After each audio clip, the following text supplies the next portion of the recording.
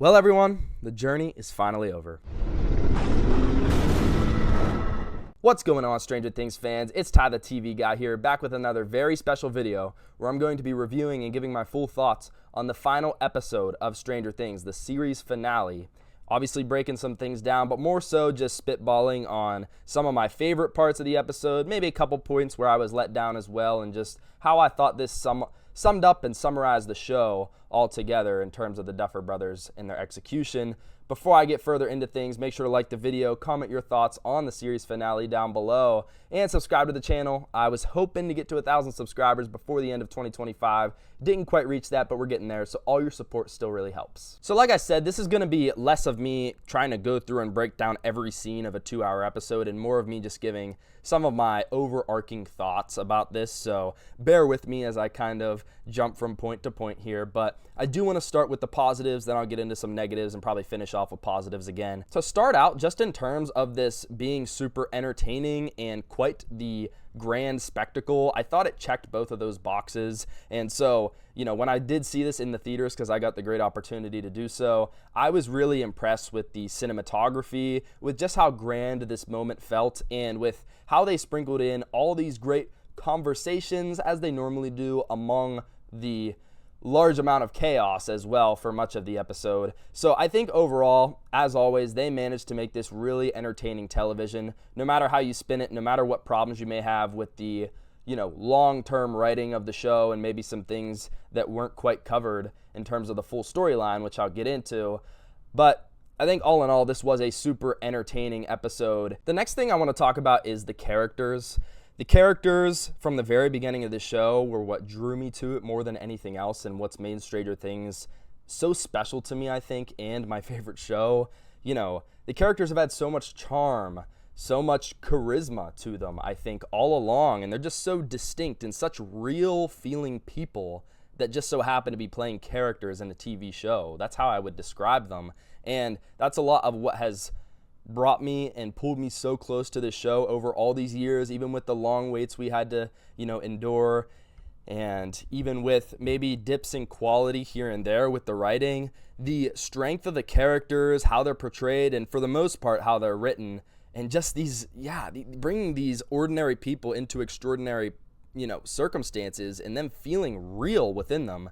It always brought such charm and such realness to the show from that standpoint to me, and I felt like that was embodied in this final episode so well. I feel like I keep coming back to this word, but that charm of the characters was there, and that these actors really gave all their heart and soul to these final scenes for their characters, both in the epilogue and in the battle leading up to the battle. I just think this whole final episode, they truly stepped up to the plate and heightened their performances really across the board.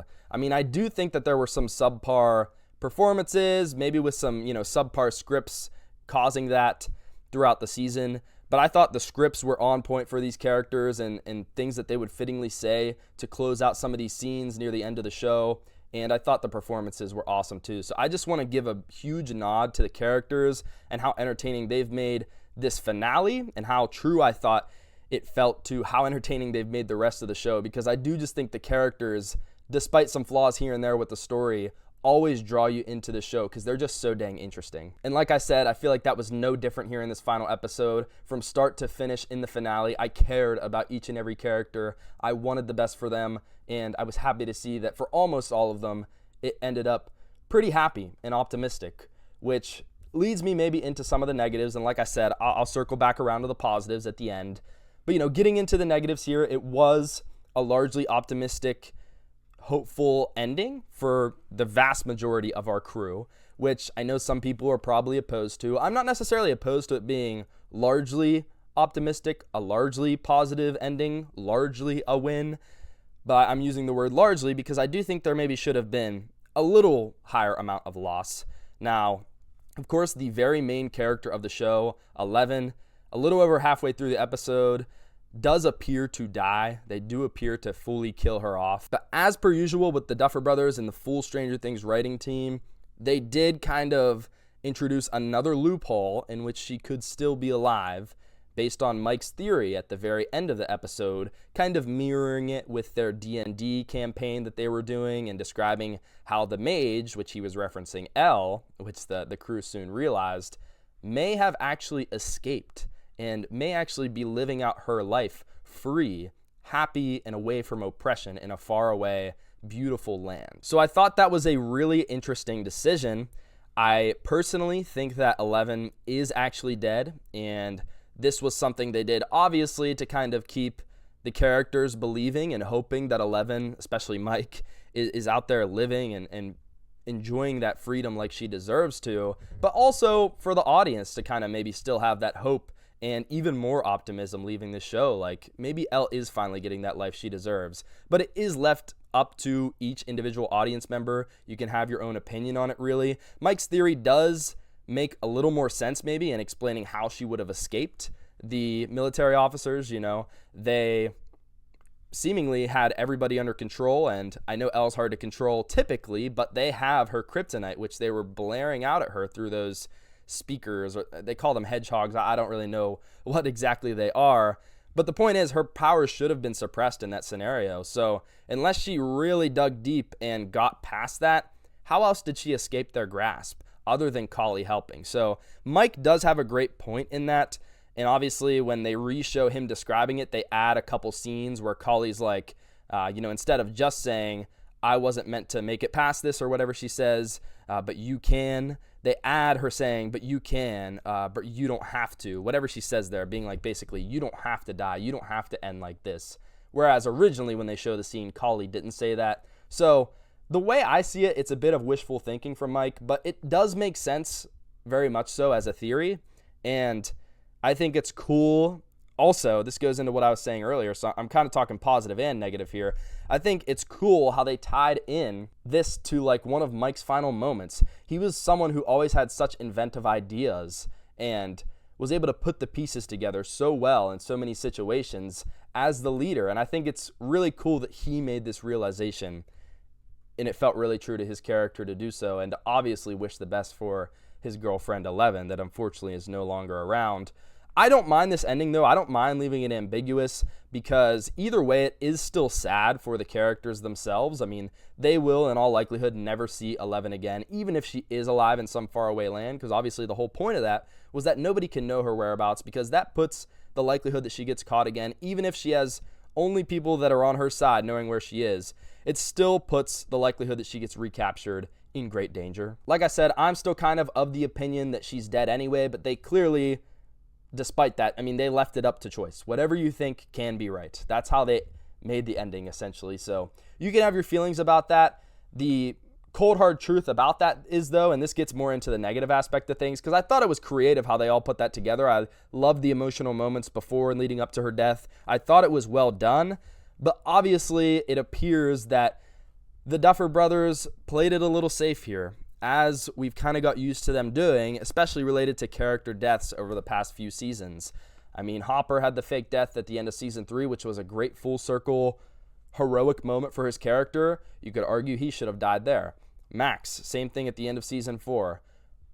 Full circle, heroic moment, died in a tragedy, brought back to life, potentially in a little bit of a cheap way, by 11. Now, of course, she served a purpose this season. I'm not saying I haven't enjoyed those characters since then, and it would have been different, a different vibe without those characters, but sometimes that's the route you have to go. And I don't hold all that against the Duffer Brothers, and I especially wouldn't have if they would have gone a little further with deaths in this final season. But they decided not to. They played it relatively safe again, not only with the lack of deaths, and even with the main death they had, kind of drawing back on that or leaving it up to interpretation with 11, but they also played it safe in other regards. There weren't any groundbreaking, super surprising reveals in this final episode, or super crazy connections back to earlier events in the show, or explanations of more detailed things within the characters' journeys over the years, and why something connected to Will, or why a door opened up. Certain more minute explanations that us as fans might have been craving. They didn't really go out of their way to do that largely in this finale episode, and in a lot of the season as well. So I could understand people not being fully satisfied with some of the potential plot holes that still lie out there, especially for us fans that dig really deep into the show and kind of wanted those extra answers.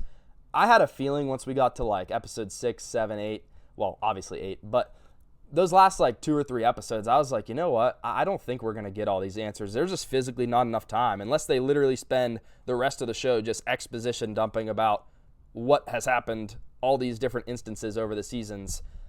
I just don't think we're going to get all the answers. So I had already kind of come to peace with it. And to me, they did answer a decent amount of stuff, right? I mean, they told us the whole concept of the Upside Down and how it led to Dimension X. You know, a big question that I had coming into the season was like, what's the difference between Dimension X? I hate people mentioning Dimension X all over the place. What's the difference between that and the Upside Down? Where was Vecna sent that day?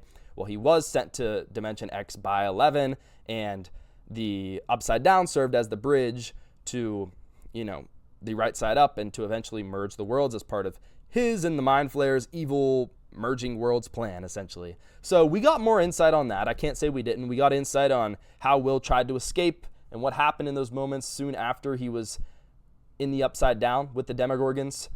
And we got more of an idea of his connection with Vecna. You know, Vecna used him to create and as a vessel to spread the cancer, essentially, of the Upside Down throughout Hawkins as Will kind of made some of the tunnels in his sleep. There were a couple cool things that they revealed to us, calling back to events in earlier seasons, but there just maybe wasn't enough expansion on really key points in other regards, including, you know, why did 11 know about Will in that picture in season 1 when she had never met him before? What was the connection there?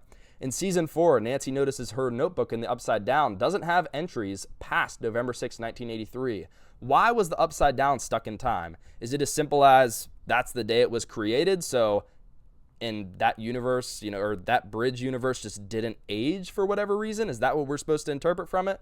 I don't really know, because we were never really told or given more hints about that. So those are just a couple examples of things that weren't really answered and could be considered slight plot holes. And there's more that I'm not going to think of on the spot here, but that is kind of a negative overall, probably just that the Duffer Brothers played it safe in some regards with not killing off enough characters probably, and even the main death that it seemed like they did commit to, they now haven't fully committed to and said, yeah, you know, it's kind of up for interpretation, which I think is cool and would be even cooler if they would have actually killed off at least one other main character. I think the perfect opportunity to do so, of course, was in the huge battle with the Mind Flayer and Vecna. Why couldn't the Mind Flayer take out someone like Nancy or Jonathan sacrificing himself for Nancy as it was almost eating her or stomping on her? I just think it would have been more appropriate to kill off one other main character, to make the stakes feel real, to make it feel like it actually was really difficult to get through all this supernatural stuff in these battles, and that it all happened for something.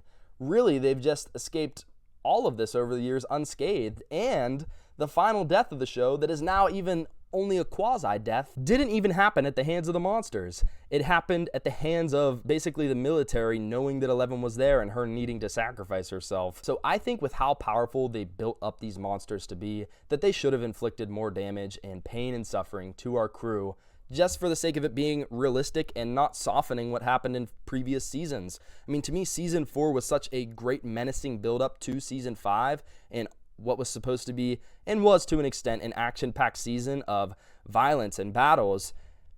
But all that now seems like a little softer, a little duller, a little less based in reality and what was actually going to happen, obviously, because we saw what happened now, and it wasn't all this death and destruction.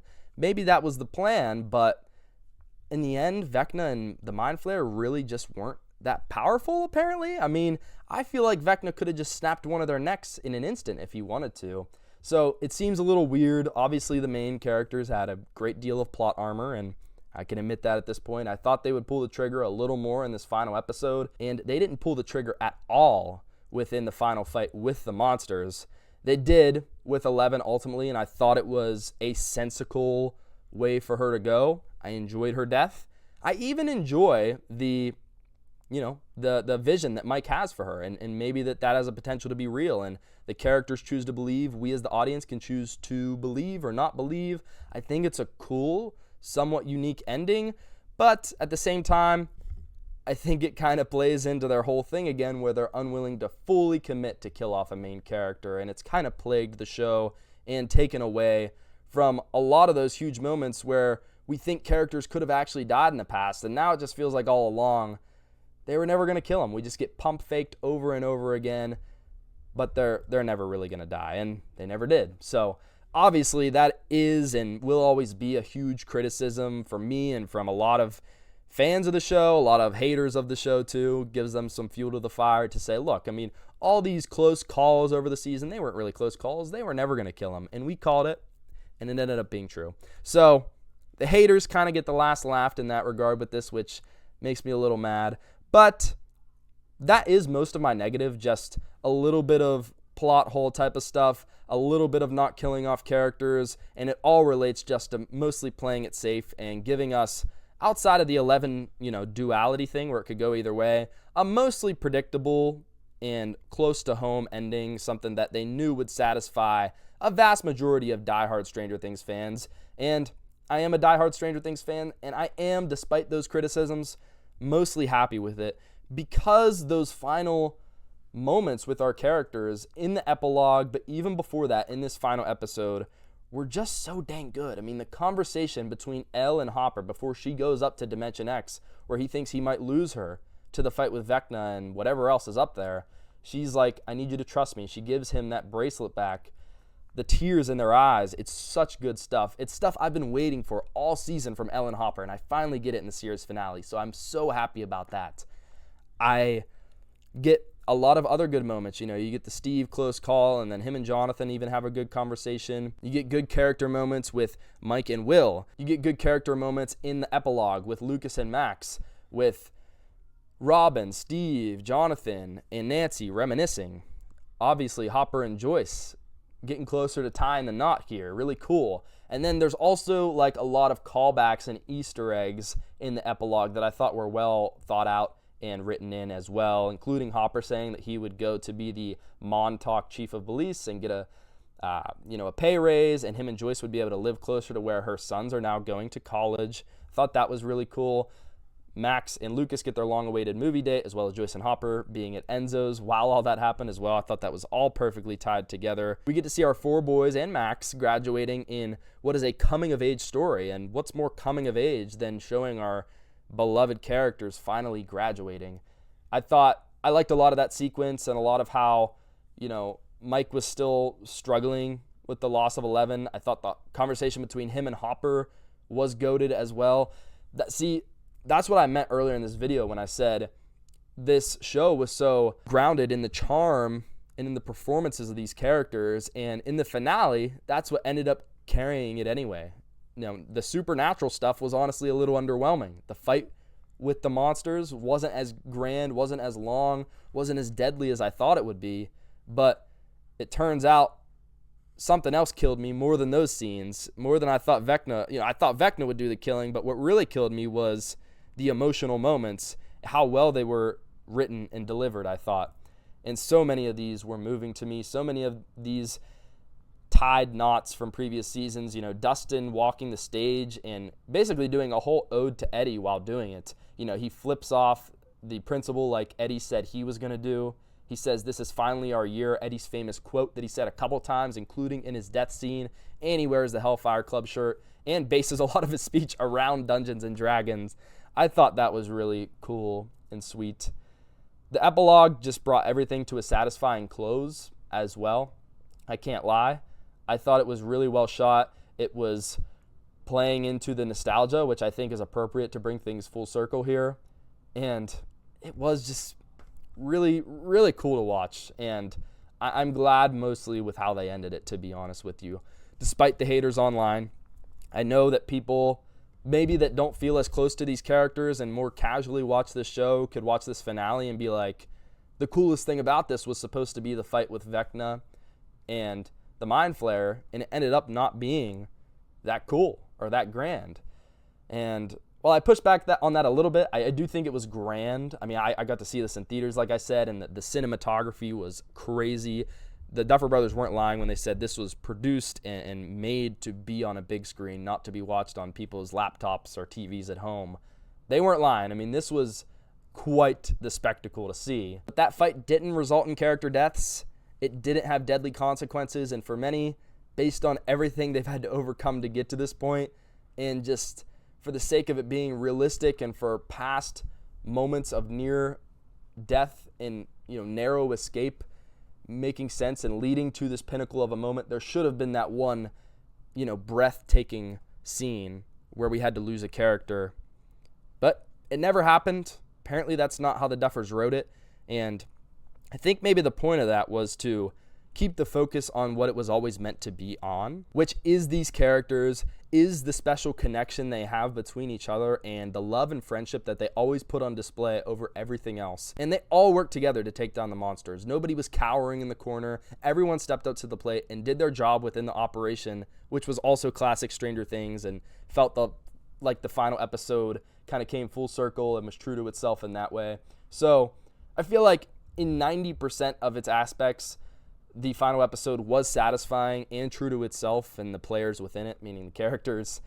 Yeah, it could have done more in terms of keeping the stakes higher for longer with the fight with the supernatural. But I think the Duffers maybe wanted to let us know that all along this was about more than the supernatural. Of course, that was a big blockade in the way for our characters having a normal life and just being the great people that they are and being able to live out freely, happily, all that. But it was really about that friendship and what always tied them together. So the focus ended up being more on the emotional loss of 11 and the fact that she had to seemingly make that decision to sacrifice herself, or at the very least vanish and never be seen again by them. That was what the focus was more on than, just seeing the Mind Flayer stomp out a person. So I understand it to a degree. I still think, just based on keeping this show a little bit grounded in reality and not making every close moment just seem like, okay, this is happening again. They're just going to narrowly escape somehow again. I think I still get it, and I'm okay with it. So to conclude, after 2 watches now, I loved this finale episode. I'm not afraid to say it with my chest. I think it had so many satisfying moments within the episode and the journey that they took to Dimension X and back down. The epilogue was also beautiful in the way it wrapped up the characters and really didn't forget things about where they all should end up. Jonathan at NYU, Nancy at Emerson, but it turns out she had dropped out. Even showing all of our crew members and where they're going to be heading in the future. I just thought it was really, really cool. And so I guess just as a fan, like I said, of these characters and how addicted I've been to their gravity and their charm over the years, it couldn't be underwhelming for me the way they wrote the final moments for these characters. And one last thing I want to say here is that I have to give a huge shout out to Mike Wheeler, a character who's always been a personal favorite of mine over time. He's always been in my top 5. For a while, was really high at the top of that top 5 list. He had kind of fallen in the last season or two, especially season 4. I didn't love that whole California storyline, but that's a topic for another video. The point here is that I think he was the best character in this finale episode. He carried it with the acting, with just the storyline of the character, the emotional moments, the way that they tied him in being the leader and the storyteller, I thought was just, I don't know, so cool for the character. I'm running out of adjectives here, but I loved Mike. The scene with him saying goodbye to Elle was super emotional. I'm glad to hear what song they were alluding to for so long now. That would be a unique one and one that's never gotten approved for use in film or television ever before, which was Purple Rain by Prince. What an awesome song. What an awesome moment. I loved that goodbye. It was a bittersweet moment because I got to see Mike and 11, what once was the true heart of the show, even though it had faded in recent seasons. I think we finally recaptured the essence of things and got that proper send-off for their 2 characters and their love for each other. Seeing Hopper's final look at 11 also broke me. But yeah, I just wanted to shout out Mike there and say that even just this episode kind of cemented him as one of my GOATs of all time again. And so I'm super happy with how they did justice to Mike and really all of our characters in the end here. Of course, like I said, as part of my summary, I just think that they did still leave some plot holes out there. Maybe didn't appeal to those that are super interested in the lore quite as much as they could have. Could have explained more about the Upside Down, about certain interactions that Elle and Will had with it at certain points that just weren't really fully fleshed out and explained. But I guess some of that's just going to have to be up to our interpretation or always be a mystery. whether we like that or not. Also, I know I've said just one more thing a couple more times now, but really just one more thing before my conclusion here. I did think that Henry Creel was super interesting, not only in this finale, but throughout a lot of season 5, and the Henry Vecna whole thing was played really well by Jamie Campbell Bower. Still surprised that he didn't end up being a bit more powerful in the end and able to at least take out a couple people, but maybe he didn't really care to, and the main objective was just to merge the worlds, even though he took out a bunch of military officers earlier. So I don't know. If you think about it too much, it can fall apart in certain parts, and that might be what's not satisfactory to some people. But I did overall love it, and I did overall love Henry and Vecna as a villain. Just wish he could have had that moment like a true villain would, where he flashes his power to a crazy degree again. I guess that happened in the episode Sorcerer, but just to none of our characters. But that's all I'm going to say, guys. I yapped enough. I think you get the vibe of how much I enjoyed this, and some certain things that I think fell a little short, but that I'm mostly at peace with it. And it is hard to say goodbye to this show. A show that I started watching in 2017, admittedly not till after the release of season 2, but ever since I've been essentially addicted to it. Just love it, especially over the past couple years waiting for season 5. And I'm mostly satisfied with this final season. Wish a couple more things would have been answered. Maybe wished a couple performances and writing choices would have been better. But overall, I was super entertained as always. There were many adventures and journeys throughout the season that felt so Stranger Things-esque, classic moments and concepts within the show that occurred. And the final episode wrapped it all up, I think, about as well as they could have with how they built it up. Just maybe could have made the stakes feel a little more real. That's all I really got to complain about. Anyway, I appreciate you guys, and I love Stranger Things. I love the fans and the interactions I've been able to have, and it's not quite over yet. I am going to have a lot of videos over the next month doing some all-time rankings, top 10 characters, episodes, you name it. I'm going to be ranking it related to this show. So I appreciate you guys watching, and I love you, Stranger Things.